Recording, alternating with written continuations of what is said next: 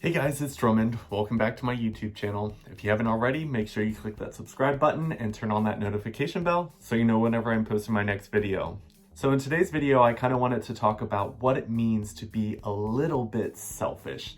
So I kind of grew up with the mindset that I had to give and give and give and give. And anytime that I wanted to have like me time or do stuff for me, I was taught that it was selfish to do that. And so now that I'm an adult, I feel like I kind of have a complex where I feel like any time that I take for me, I feel like I'm being selfish, especially knowing that there is so much craziness out there happening in the world, and I am extremely blessed in so many different ways. And the mindset that I was trained to have was that no matter what, I have to be able to give to other people. And as I started to grow up, it kind of became a complex to where I felt like I didn't really have a lot of worth unless I was giving to people. And I felt like for me to be able to have anything in life, I had to constantly be giving to even be deserving of anything. And it wasn't until later on in life that I realized that it's all right to be a little bit selfish. There's a big difference between being confident and cocky. Just like there's a huge difference between being extremely selfish and extremely giving. So for me, I had to kind of unlearn that mindset and train myself to realize that it's okay to have me time. It's okay to make decisions based upon what's best for me. I know a really common place for a lot of people to be selfless is their line of work. I feel like there are so many people that give so much to their career, and at the end of the day, a lot of these places could replace us in minutes. And that was something that I had to teach myself, not to stress myself out to the point where my time outside of work was also horrible because I was so stressed at work, and when I wasn't at work, I was stressing about the job when I had to go back in and complete the stuff that I left unfinished. And it wasn't until I realized that it was okay to give it your all while you were at work and then let it go once you're not at work, and be ready to pick it all back up when you're at your desk again. But for me, it took a really long time for me to understand that, because I felt like if I wasn't giving it my all, that my company would look at me and say, well, he's not giving it his all, replace him with somebody else. And I actually got to the point where I was getting really angry with other employees who were taking so many days off, and then people who weren't working on projects outside of work, to where when we got back to work the next day, I was the only one that had shown any progress. And then I realized that, you know what, these companies could literally just cut me at any time. And I have lost some jobs that way, and it really sucked because I feel like I've spent so much time stressing and trying to perfect my line of work and everything that I was giving them. And then in a second's notice, it was just like, you know what, you're gone. So what I learned was, when it comes to your work, you need to be passionate about it. You need to give it as much as you can without stressing yourself out, and then learn how to have a work-life balance. Another area that I feel like a lot of people practice selflessness is in relationships, whether that's with a significant other or with a friend or with family members. I think that a lot of times, especially when it comes to like parent-child relationships, where parents make children believe in their youth that they have to give and give and give anytime that the parent asks for them to give anything. And that kind of translates into an adult who is also that way with everyone in their life.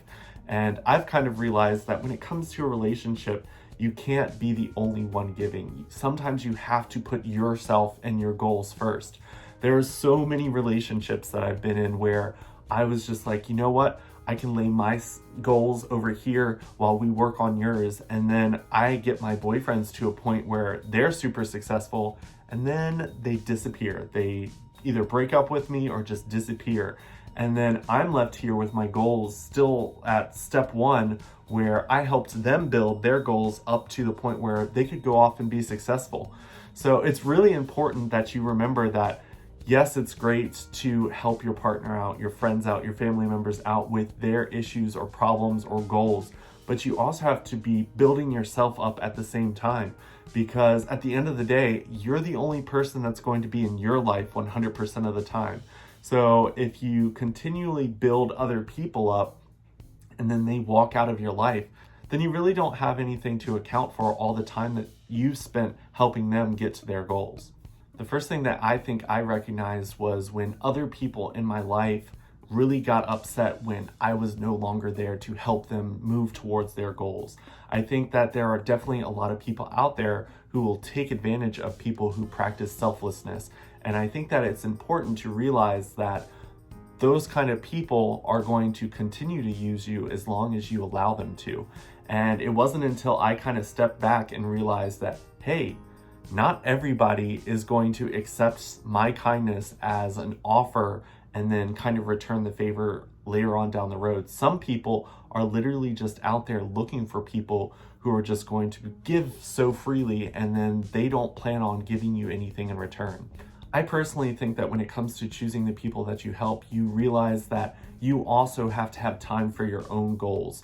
So when it comes to building up your own empire, when it comes to chasing your dreams, the people that you're helping should never detract from that.